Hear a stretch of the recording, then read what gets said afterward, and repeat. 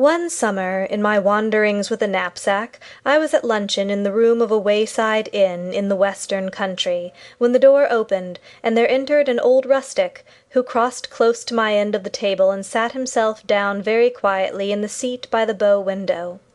We exchanged glances, or, properly speaking, nods, for at the moment I did not actually raise my eyes to his face, so concerned was I with the important business of satisfying an appetite gained by tramping 12 miles over a difficult country.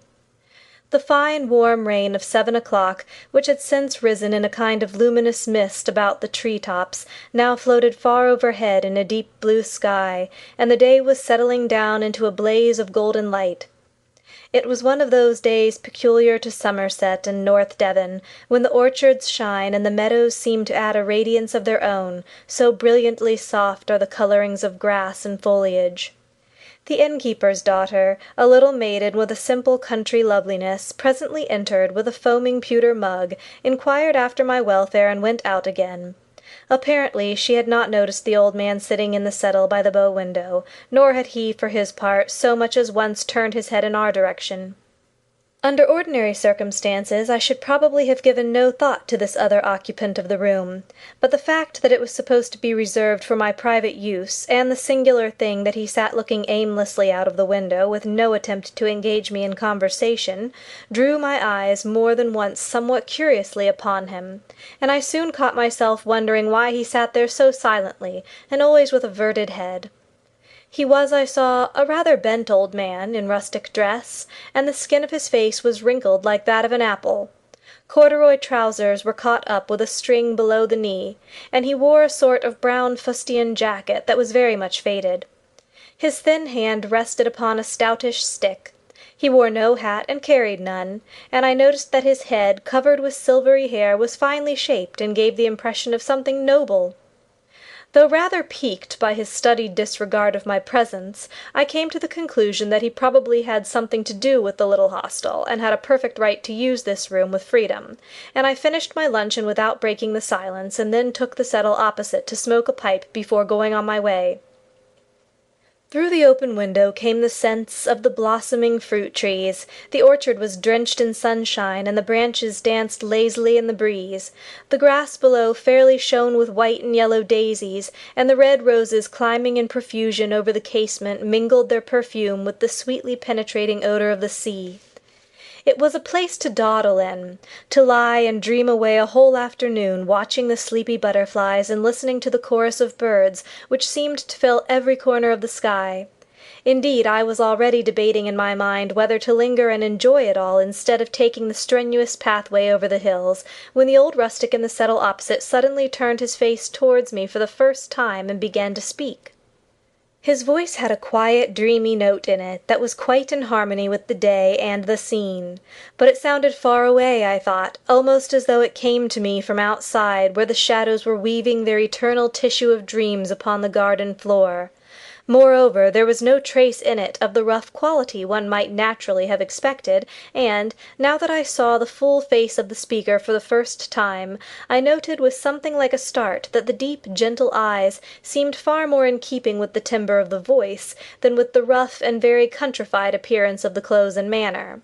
His voice set pleasant waves of sound in motion towards me, and the actual words, if I remember rightly, were, "You are a stranger in these parts," or, "Is not this part of the country strange to you?"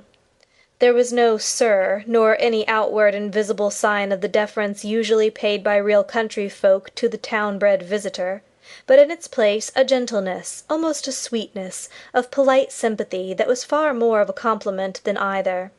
I answered that I was wandering on foot through a part of the country that was wholly new to me, and that I was surprised not to find a place of such idyllic loveliness marked upon my map.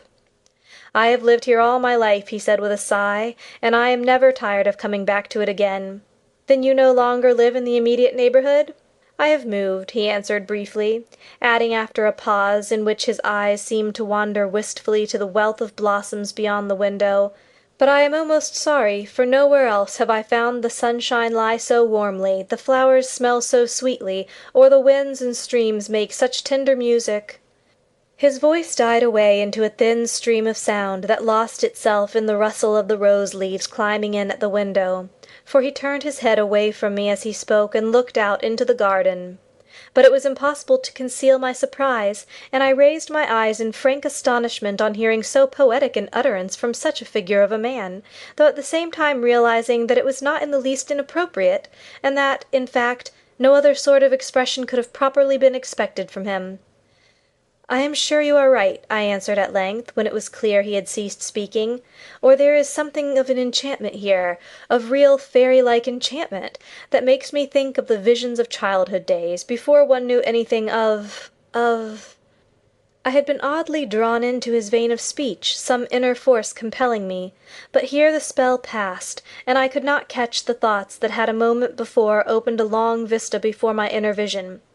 "To tell you the truth," I concluded lamely, "the place fascinates me, and I am in two minds about going further."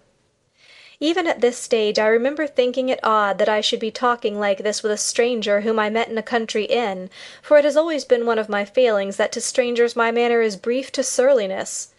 It was as though we were figures meeting in a dream, speaking without sound, obeying laws not operative in the everyday working world, and about to play with a new scale of space and time perhaps. But my astonishment passed quickly into an entirely different feeling when I became aware that the old man opposite had turned his head from the window again, and was regarding me with eyes so bright they seemed almost to shine with an inner flame. His gaze was fixed upon my face with an intense ardour, and his whole manner had suddenly become alert and concentrated. There was something about him I now felt for the first time that made little thrills of excitement run up and down my back. I met his look squarely, but with an inward tremor. "Stay, then, a little while longer," he said in a much lower and deeper voice than before. "Stay, and I will teach you something of the purpose of my coming." He stopped abruptly. I was conscious of a decided shiver. "You have a special purpose, then, in coming back?" I asked, hardly knowing what I was saying. "To call away someone," he went on in the same thrilling voice. "Someone who is not quite ready to come, but who is needed elsewhere for a worthier purpose." There was a sadness in his manner that mystified me more than ever. "You mean—" I began, with an unaccountable excess of trembling. "I have come for someone who must soon move, even as I have moved."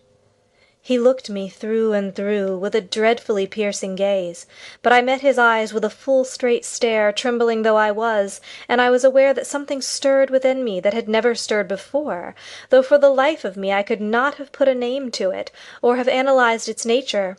Something lifted and rolled away. For one single second I understood clearly that the past and the future exist actually side by side, in one immense present, that it was I who moved to and fro among shifting protean appearances. The old man dropped his eyes from my face, and the momentary glimpse of a mightier universe passed utterly away. Reason regained its sway over a dull, limited kingdom. "Come tonight," I heard the old man say. "Come to me tonight, in the wood of the dead. Come at midnight." Involuntarily I clutched the arm of the settle for support, for I then felt that I was speaking with someone who knew more of the real things that are and will be than I could ever know while in the body, working through the ordinary channels of sense, and this conscious half-promise of a partial lifting of the veil had its undeniable effect upon me. The breeze from the sea had died away outside, and the blossoms were still. A yellow butterfly floated lazily past the window, the song of the birds hushed, I smelt the sea, I smelt the perfume of heated summer air rising from fields and flowers, the ineffable scents of June, and of the long days of the year. And with it, from countless green meadows beyond, came the hum of myriad summer life, children's voices, sweet pipings, and the sound of water falling. I knew myself to be on the threshold of a new order of experience, of an ecstasy. Something drew me forth with a sense of inexpressible yearning towards the being of this strange old man in the window-seat, and for a moment I knew what it was to taste a mighty and wonderful sensation, and to touch the highest pinnacle of joy I have ever known. It lasted for less than a second, and was gone. But in that brief instant of time the same terrible lucidity came to me that had already shown me how the past and future exist in the present, and I realized and understood that pleasure and pain are one and the same force, for the joy I had just experienced included also all the pain I had ever felt, or ever could feel. The sunshine grew to dazzling radiance, faded, passed away. The shadows paused in their dance upon the grass, deepened a moment, and then melted into air. The flowers of the fruit trees laughed, with their little silvery laughter, as the wind sighed over the radiant eyes of the old, old tale of its personal love. Once or twice a voice called my name. A wonderful sensation of lightness and power began to steal over me. Suddenly the door opened, and the innkeeper's daughter came in. By all ordinary standards, hers was a charming country loveliness, born of the stars and wildflowers, of moonlight shining through autumn mists upon the river and the fields. Yet, by contrast with the higher order of beauty I had just momentarily been in touch with, she seemed almost ugly. How dull her eyes, how thin her voice, how vapid her smile, and insipid her whole presentment! For a moment she stood between me and the occupant of the window-seat, while I counted out the small change for my meal and for her services, but when an instant later she moved aside, I saw that the settle was empty, and that there was no longer anyone in the room but our two selves. This discovery was no shock to me. Indeed, I had almost expected it, and the man had gone just as a figure goes out of a dream, causing no surprise, and leaving me as part and parcel of the same dream without breaking of continuity. But, as soon as I had paid my bill and thus resumed in very practical fashion the thread of my normal consciousness, I turned to the girl and asked her if she knew the old man who had been sitting in the window-seat, and what he had meant by the wood of the dead. The maiden startled visibly, glancing quickly round the empty room, but answering simply that she had seen no one. I described him in great detail, and then, as the description grew clearer, she turned a little pale under her pretty sunburn, and said very gravely that it must have been the ghost. "Ghost? What ghost?" "Oh, the village ghost," she said quietly, coming closer to my chair with a little nervous movement of genuine alarm, and adding in a lower voice, "He comes before death, they say." It was not difficult to induce the girl to talk, and the story she told me, shorn of the superstition that had obviously gathered with the years round the memory of a strangely picturesque figure, was an interesting and peculiar one. The inn, she said, was originally a farmhouse occupied by a yeoman farmer evidently of a superior if rather eccentric character, who had been very poor until he reached old age, when a son died suddenly in the colonies, and left him an unexpected amount of money, almost a fortune. The old man thereupon altered no whit his simple manner of living, but devoted his income entirely to the improvement of the village, and to the assistance of its inhabitants. He did this quite regardless of his personal likes and dislikes, as if one and all were absolutely alike to him, objects of a genuine and impersonal benevolence. People had always been a little afraid of the man, not understanding his eccentricities, but the simple force of this love for humanity changed all that in a very short space of time, and before he died he came to be known as the father of the village, and was held in great love and veneration by all. A short time before his end, however, he began to act queerly. He spent his money just as usefully and wisely, but the shock of sudden wealth after a life of poverty, people said, had unsettled his mind. He claimed to see things that others did not see, to hear voices, and to have visions. Evidently he was not of the harmless, foolish, visionary order, but a man of character and of great personal force, for the people became divided in their opinions, and the vicar, good man, regarded and treated him as a special case. For many, his name and atmosphere became charged almost with a spiritual influence that was not of the best. People quoted texts about him, kept when possible out of his way, and avoided his house after dark. None understood him, but though the majority loved him, an element of dread and mystery became associated with his name, chiefly owing to the ignorant gossip of the few. A grove of pine trees behind the farm, the girl pointed them out to me on the slope of the hill, he said was the wood of the dead, because just before anyone died in the village he saw them walk into that wood, singing. None who went in ever came out again. He often mentioned the names to his wife, who usually published them to all the inhabitants within an hour of her husband's confidence, and it was found that the people he had seen enter the wood died. On warm summer nights he would sometimes take an old stick and wander out hatless under the pines, for he loved this wood, and used to say he met all his old friends there, and would one day walk in there never to return. His wife tried to break him gently off this habit, but he always had his own way, and once, when she followed him and found him standing under a great pine in the thickest portion of the grove, talking earnestly to someone she could not see, he turned and rebuked her very gently, but in such a way that she never repeated the experiment, saying, "You should never interrupt me, Mary, when I am talking with the others, for they teach me, remember, wonderful things, and I must learn all I can before I go to join them." The story went like wildfire through the village, increasing with every repetition, until at length everyone was able to give an accurate description of the great veiled figures the woman declared she had seen moving among the trees where her husband stood. The innocent pine grove now became positively haunted, and the title of Wood of the Dead clung naturally, as if it had been applied to it in the ordinary course of events by the compilers of the Ordnance Survey. On the evening of his 90th birthday the old man went up to his wife and kissed her.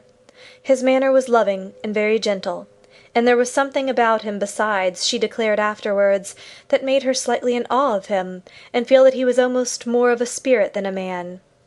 He kissed her tenderly on both cheeks, but his eyes seemed to look right through her as he spoke. "Dearest wife," he said, "I am saying good-bye to you, for I am now going into the wood of the dead, and I shall not return. Do not follow me or send to search, but be ready soon to come upon the same journey yourself." The good woman burst into tears and tried to hold him, but he easily slipped from her hands, and she was afraid to follow him. Slowly she saw him cross the field in the sunshine, and then enter the cool shadows of the grove, where he disappeared from her sight. That same night, much later, she woke to find him lying peacefully by her side in bed, with one arm stretched out towards her, dead. Her story was half believed, half doubted at the time, but in a very few years afterwards it evidently came to be accepted by all the countryside.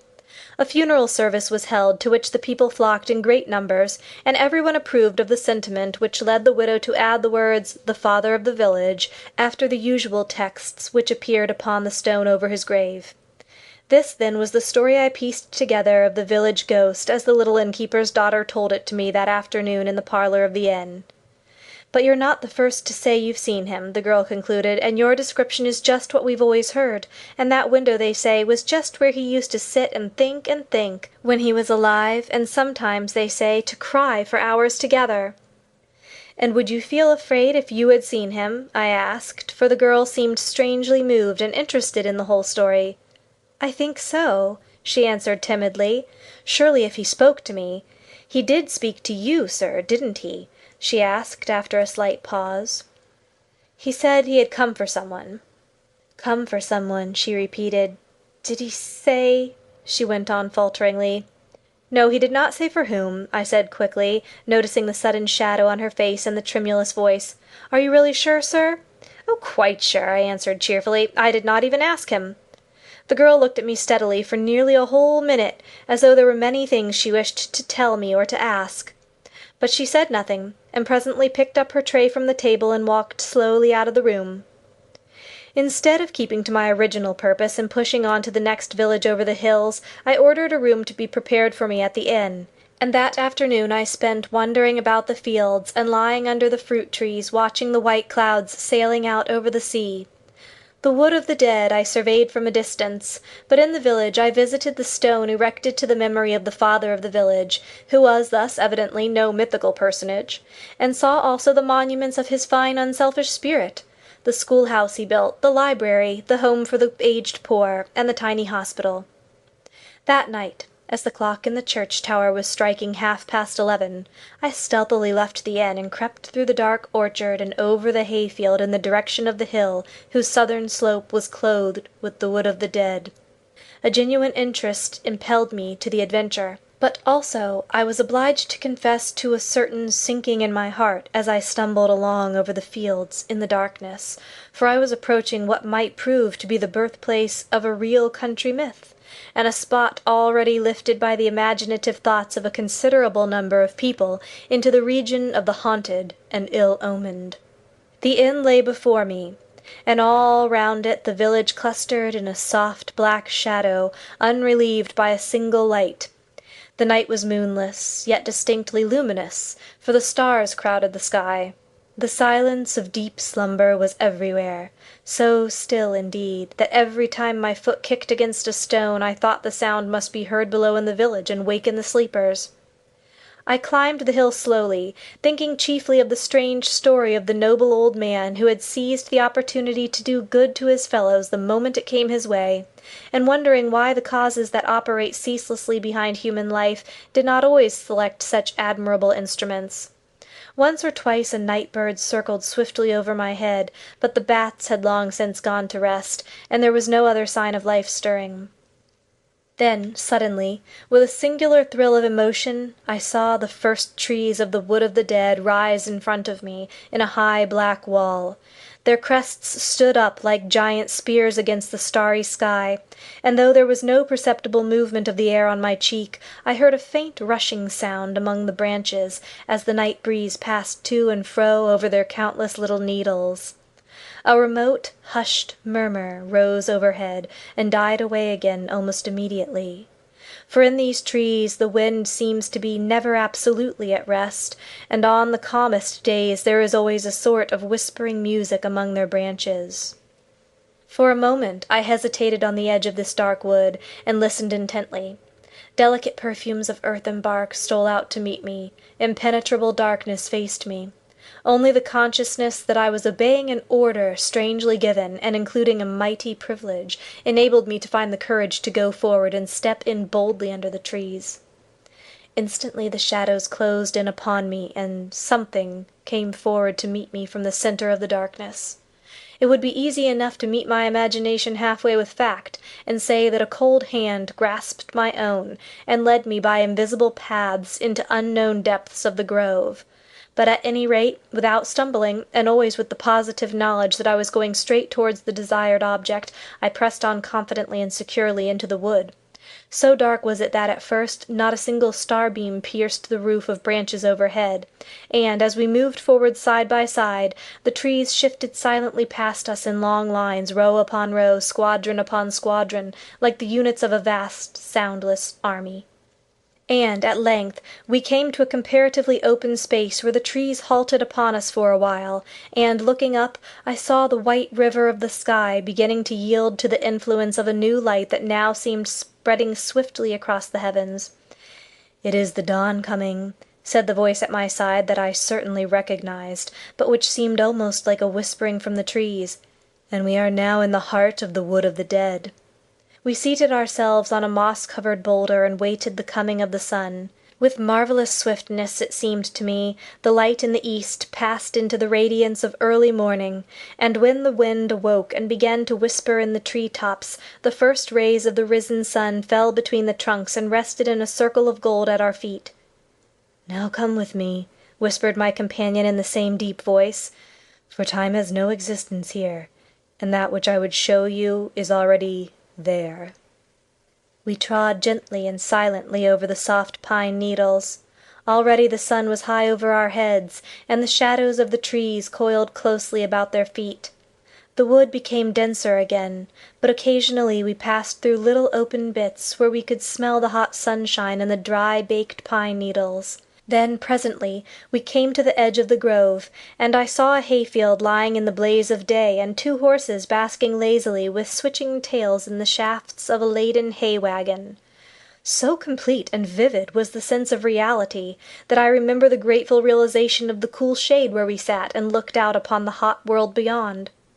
The last pitchfork had tossed up its fragrant burden, and the great horses were already straining in the shafts after the driver, as he walked slowly in front with one hand upon their bridles. He was a stalwart fellow, with sunburned neck and hands. Then, for the first time, I noticed, perched aloft upon the trembling throne of hay, the figure of a slim young girl. I could not see her face, but her brown hair escaped in disorder from a white sunbonnet, and her still browner hands held a well-worn hay-rake. She was laughing and talking with the driver, and he from time to time cast up at her ardent glances of admiration, glances that won instant smiles and soft blushes in response. The cart presently turned into the roadway that skirted the edge of the wood where we were sitting. I watched the scene with intense interest, and became so much absorbed in it that I quite forgot the manifold strange steps by which I was permitted to become a spectator. "Come down and walk with me," cried the young fellow, stopping a moment in front of the horses and opening his arms wide. "Jump, and I'll catch you." "Oh, oh!" she laughed, and her voice sounded to me as the happiest, merriest laughter I had ever heard from a girl's throat. "Oh, oh, that is all very well, but remember, I'm Queen of the Hay, and I must ride." "Then I must come and ride beside you," he cried, and began at once to climb up by way of the driver's seat. But with a peal of silvery laughter she slipped down easily over the back of the hay to escape him, and ran a little way along the road. I could see her quite clearly, and noticed the charming natural grace of her movements, and the loving expression in her eyes as she looked over her shoulder to make sure he was following. Evidently she did not wish to escape for long, certainly not forever.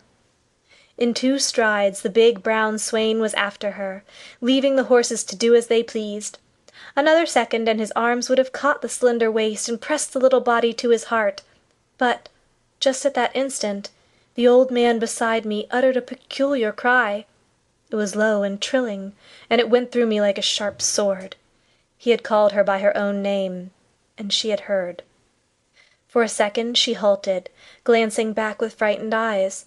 Then, with a brief cry of despair, the girl swerved aside and dived in swiftly among the shadows of the trees. But the young man saw the sudden movement and cried out to her passionately, "Not that way, my love, not that way! It's the wood of the dead!" She threw a laughing glance over her shoulder at him, and the wind caught her hair and drew it out in a brown cloud under the sun. But the next minute she was close beside me, lying on the breast of my companion, and I was certain I heard the words repeatedly uttered with many sighs, "Father, you called, and I have come, and I come willingly, for I am very, very tired." At any rate, so the words sounded to me, and mingled with them I seemed to catch the answer in that deep thrilling whisper I already knew, "And you shall sleep, my child, sleep for a long, long time, until it is time for you to begin the journey again."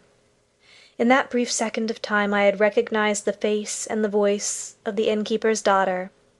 But the next minute a dreadful wail broke from the lips of the young man, and the sky grew suddenly as dark as night, and wind rose and began to toss the branches about us, and the whole scene was swallowed up in a wave of utter blackness. Again the chill fingers seemed to seize my hand, and I was guided by the way I had come to the edge of the wood, and crossing the hayfield, still slumbering in the starlight, I crept back to the inn and went to bed. A year later I happened to be in the same part of the country, and the memory of the strange summer vision returned to me with the added softness of distance. I went to the old village and had tea under the same orchard trees at the same inn. But the little maid of the inn did not show her face, and I took occasion to inquire of her father as to her welfare and her whereabouts. "Married, no doubt?" I laughed, but with a strange feeling that clutched at my heart. "No, sir," replied the innkeeper sadly. "Not married, though she was just going to be, but dead. She got a sunstroke in the hayfields just a few days after you were here, if I remember rightly, and she was gone from us in less than a week." End of The Wood of the Dead